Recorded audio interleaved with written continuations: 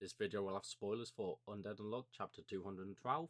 If you're not caught up, come back later when you have. So again, I'm Leonis. A lot of stuff's happening in life in a minute between me getting cold, sick, and moving shifts around because I'm trying to move on to day shifts with a new job. So I'm late getting this video out, and I'm probably going to be late getting next chapter out because unfortunately I'm now working on the day it comes out, which is annoying because while I don't look at leaks anymore, I've seen some people gassing up these new leaks, so I'm expecting big things. I'm hoping, because I'll be honest, I weren't keen on this most recent chapter. On the last reread I just done before recording this, it does feel a lot better, but it's...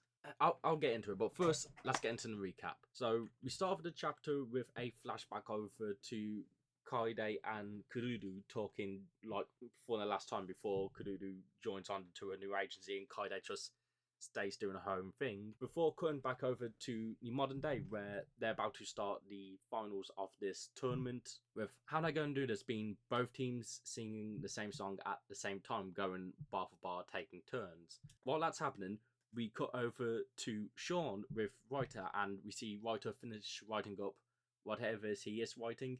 It doesn't seem to have been anything important, so I'm assuming in a minute, unless it comes up in 213, it being just like something he's writing since he is a author for his main day job. It's probably just like a rough draft he has to send off to his agency. But Sean has him hop on to Kinta-on, and they fly off over to the Idol Festival where the performance is currently going on. And due to them entering into Unchased's reign, Ryder starts to fall under the trance of Unchased. But Soul, being in charge of the reels here, talks internally to Kududu, and even though she's confident in her skills, he forces her to blast him with a unchased soul bullet, to which, as a pre-planned, Fuko tries to have Kaide intercept it, which, because she can unconsciously control souls, as we learn here.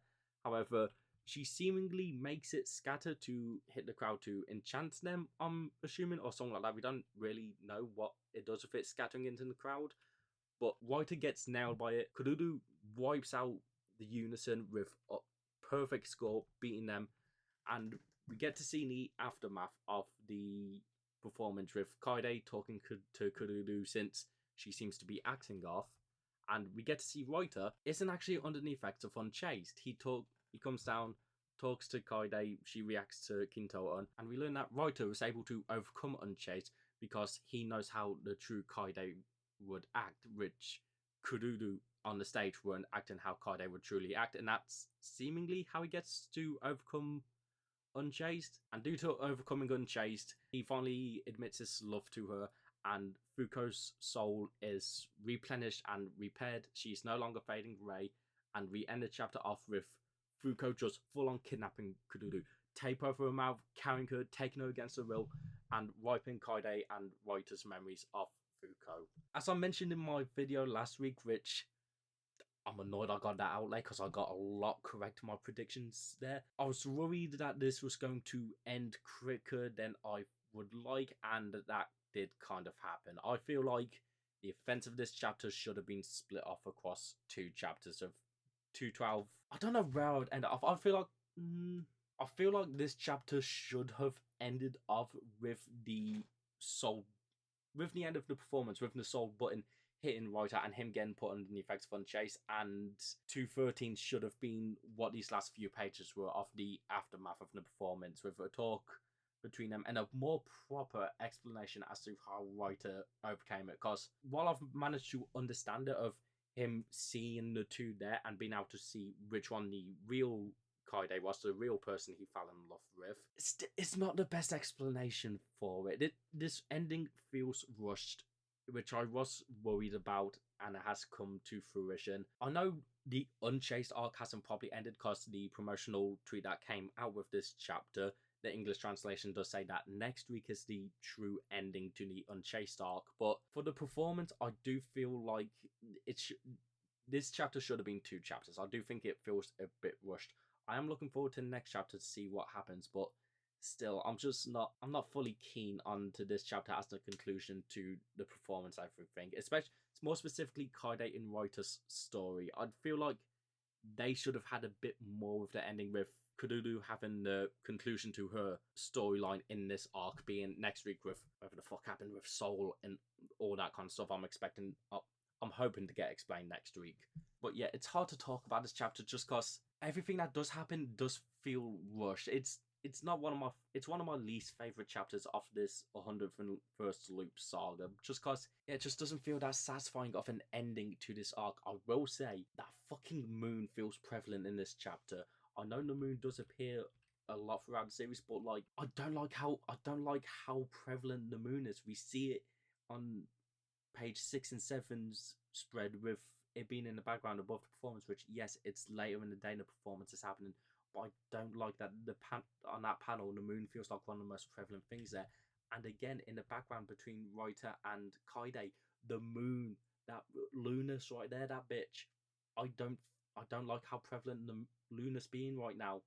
I don't like how prevalent she is in this chapter, and if that plays a part next chapter, then like I said, I ain't seen the leaks, but if Luna's prevalent part of next chapter, motherfucker, I'm gonna be pissed. I'm gonna be pissed because she became more interesting during the Beast arc, and if Luna does any bullshit, I'm gonna be pissed. I will say the color page for this chapter. Oh my god, I think we have a lead color page actually for the next chapter. I think we do have a lead color page this week. I can't remember if that's the case or not. I also will know tomorrow because I'm recording this on Saturday, but I think we might have another color page next week. But I do also expect to get a lead color page on the 4th because that's the chapter that comes out after we get anime announcement. But yeah, the color page this week, the colors are amazing. The art is really good.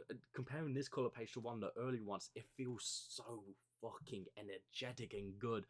Tezuka's art it's gotten so fucking great, especially with these covers. But yeah, as for this chapter as a whole, there's not much to that I want to really discuss because there are some good moments, but they just feel a bit empty because of how rushed all of this feels. Soul, I'm so interested in seeing like what's going on with them and like how they ended up interacting with Kai. I keep mixing the two up. How they ended up interacting with Kururu, like what Soul did to expand Kururu's powers, and just I'm hoping that's what is happening next chapter. That's got everyone freaking out, and I hope it does get expanded on, and maybe even put into some other negators, like see if Soul interacts with Ruin in any kind of way, and that's how Ruin returns. Hell, maybe even interact with Bunny or fucking Tatiana at all to just completely throw things out on the loop. I don't know. But I want to see more of what Soul's doing and how Soul's able to interact with the negators and what Soul is offering Kururu to make her work for Soul and how and potentially what he could do for other negators. Maybe even a new negator that I've never met before, because he does mention that Undead isn't his vessel. There might be an Unsoul out there, which I would love to see. Also, just because I kind of want to meet a new negator. It's been so long since When was the last time we met a new negator? I think it was Unruin was the last time we met a brand new negator. Well, actually, no, Lucy was, which would be cool to see Lucy since she was actually very good with souls in the last loop. It would be great to see Lucy and see how she fares up in this whole new world where souls are so prevalent in the power system, and also just to see Lucy again. I liked Lucy. She was fun when she was here, but I would like to see more of her. Yeah, as for predictions for next week, it is the wrap up to the Unchased arc, and I'm assuming we're going to get a bit of setup. I think Tatiana is next. I think Bunny's going to be the last one of all of them, because like I predicted originally, I think I'm going to go for Union member under.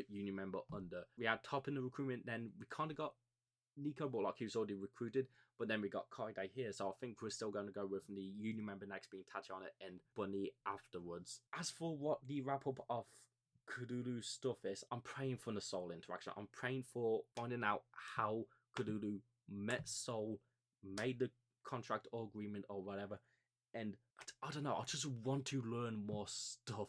I'm trying to think of what else there could be. It's hard to talk about this chapter because it just was a disappointing chapter.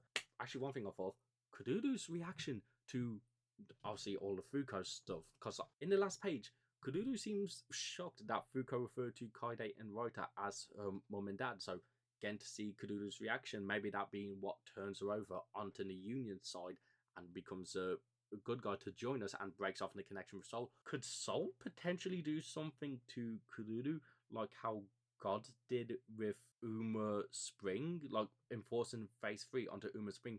Could Soul enforce Kururu to fully be under their control and enforce some kind of evolution? Because like Soul base powers are the upgrade to Negator powers, in the sense that like Haki is to Devil Fruit, but could Soul enforce a like Negator awakening, sort of like Quirk Awakening or Devil Fruit Awakenings, and then like fully take control over Kururu?